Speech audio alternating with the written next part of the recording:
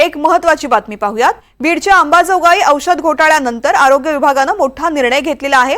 बनावट औषध पुरवठा करणाऱ्या विशाल एंटरप्राइजेस कडून करण्यात आलेल्या राज्यभरातील शासकीय रुग्णालयातील औषधांचा पुरवठा थांबवण्याचे आदेश दिले गेलेले आहेत। महत्त्वाचा निर्णय घेतला गेलेला आहे।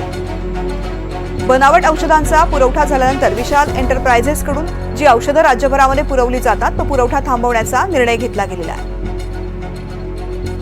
या संदर्भातला आढावा घेतलाय माझे सहकारी मोहसिन शेख यांनी। पाहूया। बीड येथील अंबाजोगाई रुग्णालयात बनावट औषधं समोर आली आणि राज्यभरात एकच खळबळ उडालेली आहे। आता यानंतर ज्या कंपनीने हे सगळा पुरवठा केला होता त्या विशाल एंटरप्राइजेसची चौकशी देखील सुरू आहे। गुन्हा दाखल करण्यात आलाय।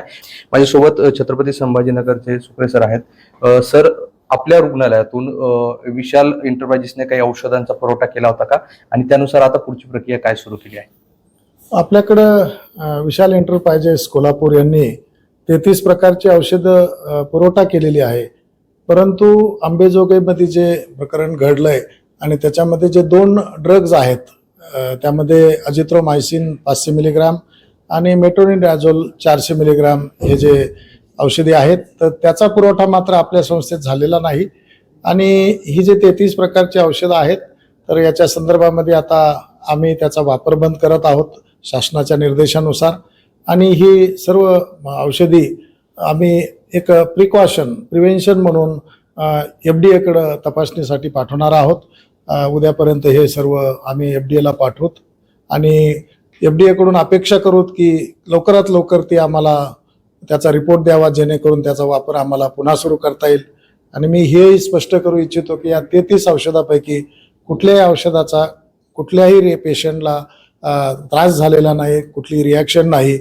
ते आमच्या कुठल्याही तज्ज्ञ डॉक्टरांनी आम्हाला आतापर्यंत रिपोर्ट केलं नाही किंवा फार्माकोलॉजी डिपार्टमेंटने रिपोर्ट केलं नाही किंवा कुठल्या रुग्णांनी रिपोर्ट केलेलं नाही। विशाल एंटरप्राइजेसचे औषधं जे आहेत त्याचा पुरवठा थांबवण्याचे काय निर्देश आहे, नेमके काय सूचना आहेत?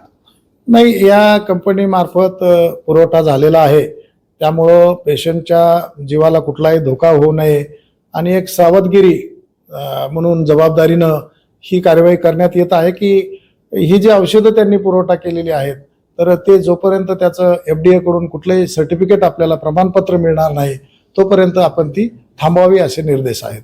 बरं, काही कंत्राट जे विशालचे तुम्ही जे सुरू असतात ते काही रद्द करण्यात आले? हो, सध्या आमच्याकडे एक 2 कोटीचं कंत्राट टेंडर आम्ही केलेलं आहे, ज्याच्यामध्ये अनेक प्रकारची औषधं आहे।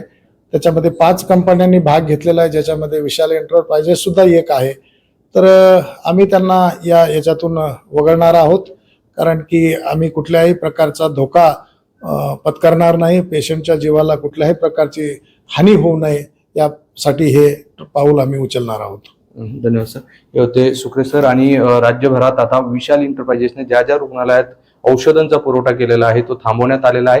या सगळ्या औषधांची FDA मार्फत पुन्हा एकदा चौकशी तपासणी केली जाणार आणि त्यानंतरच हा पुरवठा करावा असं शासनाचे निर्देश आहे। सोबतच विशालचे जेवढे काही कंत्राट असतील किंवा जे केले जाणार असेल ते करू नये अशा देखील सूचना आहे। त्यामुळे अंबाजोगाईच्या प्रकारानंतर आता आरोग्य विभाग असेल किंवा सरकार असेल सावध पावलं उचलली जात आहे आणि संबंधित कंपनीचे औषधांचा पुरवठा आता राज्यभरात सर्वच रुग्णालयात थांबवण्यात आला आहे। मोहसिन शेख, NDTV, छत्रपती संभाजीनगर।